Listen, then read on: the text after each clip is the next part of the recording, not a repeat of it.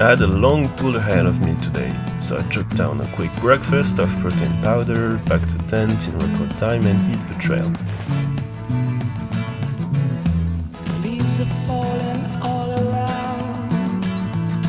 Time I was on my way. Thanks to you, I'm much obliged. Such a pleasant stay. But now it's time for me to go. The autumn lights my way. But now I smell the rain, and with it pain, and it's heading my way. It didn't take long for the road to fall apart again. The pavement started to crumble and I saw more and more cars broken down on the shoulder. At one point I even pulled over to help a guy out, but I realized pretty quickly that he didn't need my tools, he just wanted a selfie with a foreigner on his bike.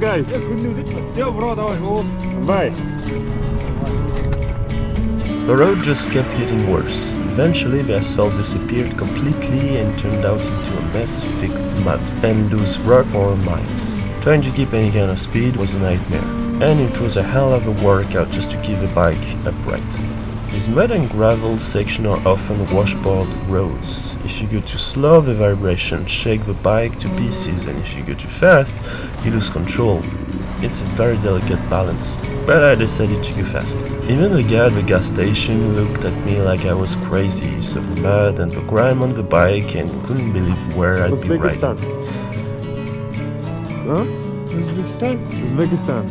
Afghanistan. After endless miles of fighting the road, I finally pulled over at a small shack of a restaurant on the edge of the highway. I was very frustrated, exhausted, and I put all my energy into a little feast. Hello, guys. Fried chicken legs and a plate of traditional lamb. I just needed to eat and forget the mud for a minute. But when it came time to pay, I got a nice surprise. The meal was on the house. In a place where life is this hard, the generosity of the people is even harder to believe, honestly. And they wouldn't take a cent. It turns out Kazakh hospitality has no limits, and it was just the beginning. So I thanked the restaurant for the meal and got back on the bike.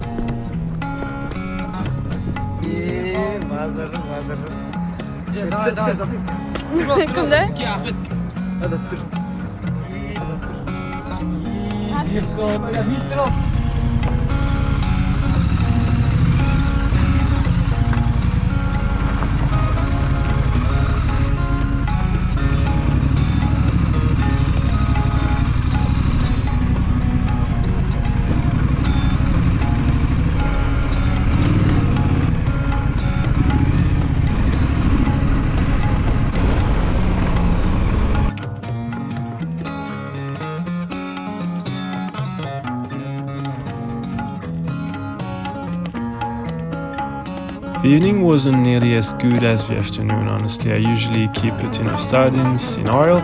It's an old trick. I used to start a fire when the wood is bad. The oil burns hot and fast, and I filmed it already a few times. But tonight, my luck ran out, so the tin I opened was more watery than oily. I also tried to catch the brush and the roots on fire, but they wouldn't take. So I gave up. No fire, no heat.